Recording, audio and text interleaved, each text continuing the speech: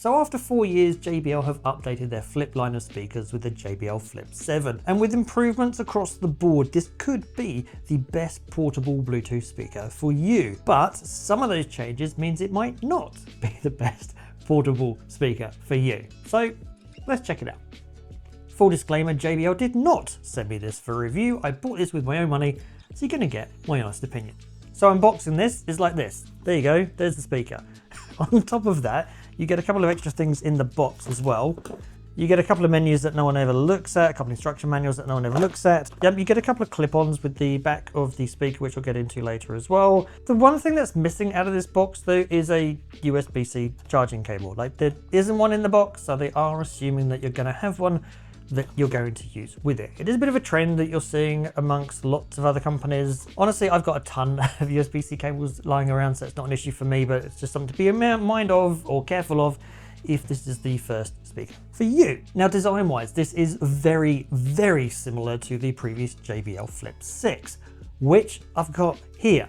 So height-wise, it's pretty much identical. You're just looking at something that's a little bit over 7 inches tall and just over 2.5 inches wide. Weight-wise, there is a little bit of a difference though, because the older Flip 6 weighed about 525 grams. This is weighing 560 or 1.2 pounds. So it is a little bit heavier, but there's also a little bit more tech inside this speaker as well as the speaker mesh that goes all the way around the outside, which is nice and durable and strong. You've also got these rubberized ends, which means if you do happen to drop these, it's going to survive the odd knock or two. JBL have actually drop tested this to a meter on concrete, so if you want to try that, you can. I'm not gonna, but it's good to know that that protection is there when you need it. You can also stand the speaker either vertically or horizontally. So obviously vertically, it just goes on the end like that. And there's this little rubber bar at the back, which helps it stay in place if you happen to put it down on a desk. The buttons on here are nice and easy to see and to use. You've got the volume up and down and the button in the middle that does play, pause, and it also does skipping a track forwards as well. You've then got the 3 buttons above it, which has the power on off in the middle. You've got the Bluetooth pairing button, and you have an Auracast button for pairing up with other speakers. More on that in a little bit. If we shift it round to the back, you've then got the USB-C charging port as well. Also on the back, you have this loop here, which is actually detachable. So if you press this button at the top, you can actually take it out if you don't want to use it. JBL also provide a carabiner. So if you'd rather have a carabiner than a fabric loop on, you can actually just go and clip this in, and then you've got a carabiner. And if you don't want either, you can just press the button, take it out, and it's not attached. The battery life from this is really good. You will get 14 hours of power from this on a full battery. That's 2 hours more than the older Flip 6.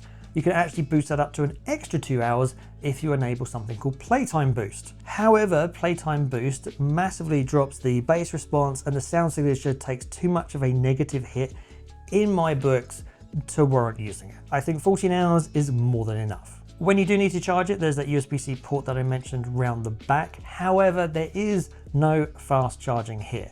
So it still takes 2.5 hours to charge a speaker up to full, which is annoying. I would have liked some form of fast charging because most other speakers seem to have that these days. This speaker has been made more durable than previous iterations. So it is now IP68 rated, which means it will survive in 1.5 meters of water for up to 30 minutes. However, unlike some other portable speakers, this won't float. So if you do drop it off the side of a boat, I'd jump overboard pretty quickly to get it. Plus you do have the drop durability of that meter drop resistance and the rubberized ends as well. So this is one of JBL's most durable speakers to date. Connection wise, we have quite a few changes with this speaker. So it's been upgraded to Bluetooth 5.4. So you're going to get a good, solid, stable connection. Unfortunately though, Party Boost, which is what JBL used to use for connecting lots of its speakers together to play the same music out of all the speakers, well, that's now gone.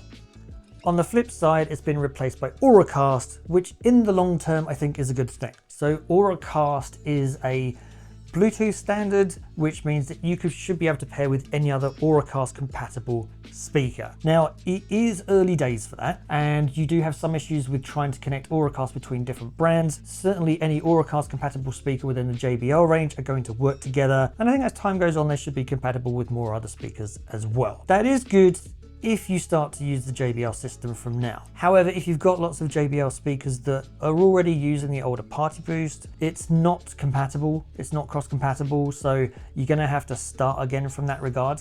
So for some people, that might be a deal breaker. One awesome feature that's been added to this, which hasn't been on the JBL speakers before, is lossless audio support. So that USB-C port at the back isn't just a charging port anymore. So you can stream lossless audio over USB-C to this speaker. And I know for many people, that's something that people have been wanting for quite a while. So it's good to see it added to this. Now getting into the sound, and it's actually quite a similar sound signature to the JBL Flip 6, but I would say it's more refined. So you've got a more powerful subwoofer in here.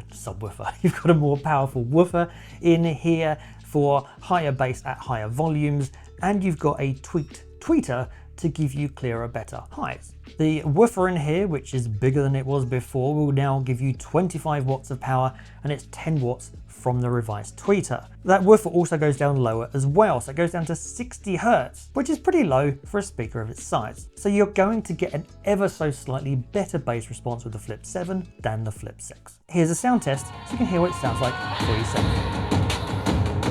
Used to hide behind these walls of fear. Now I'm standing crystal clear. Built an empire from the bones they left of the girl they thought bereft. Poison words became my medicine. Violence taught me discipline. From the darkness came my light. Now I own this endless night. From the embers I emerge. Feel the power, feel the surge.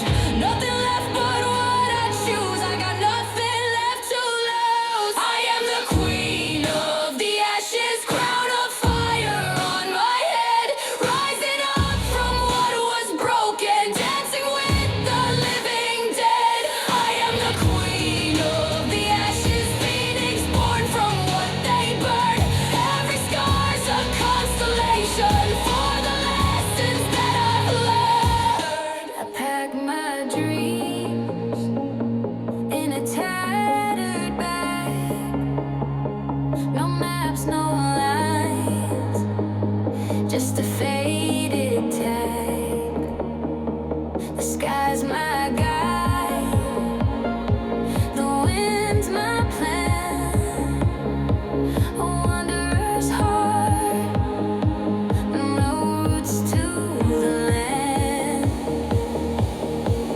Every step's a story, every mile a spark.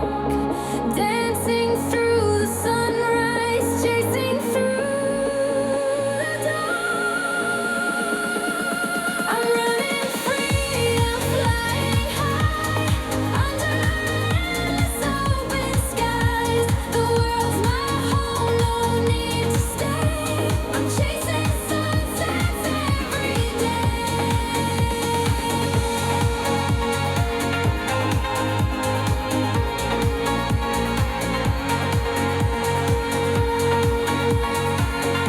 I'm chasing sunsets every day. So how do you think it sounded? Let me know in the comments down below. Now I think it sounded great for its size. It's not going to compare against bigger speakers, but for its size, I think it's great.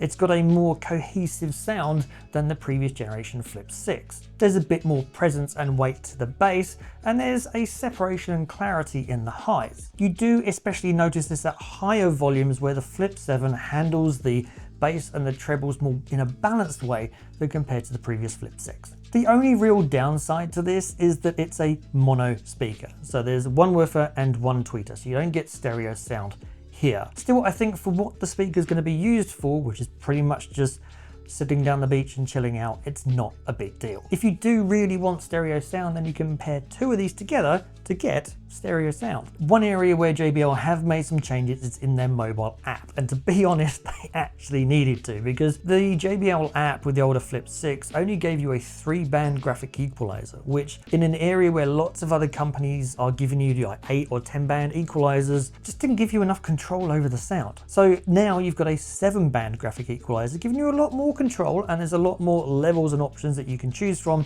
So certainly tweaking this to your sound preference is now going to be a lot easier. There's also a number of presets in there, including the JBL signature profile, and so you can mess around until you find a sound signature that you actually prefer listening to for your style of music. So whilst I think there are some negatives to this speaker, like there's no mic inside here, and there's no party boost compatibility, and it is mono sound. So for some people, this isn't going to be the speaker for them, but those issues aside, for everything else, this is a cracking little speaker. New features such as lossless audio support, better waterproof rating, just all wrapped up in a package that, well, honestly just takes the design of the Flip 6, which was a great speaker anyway, and just makes it go louder and makes it sound better. If you've already got the JBL Flip 6, then I'd say there isn't really enough here to warrant the upgrade. Yes, it's a great speaker, but so was the Flip 6. However, if you don't have that and you're looking to buy one, then this is one of the best portable Bluetooth speakers around. It is $150 though, so it is more expensive than when the JBL Flip 6 first came out. And actually, if you can find the Flip 6 for under $100, and it is often going on sale now that the new model is out,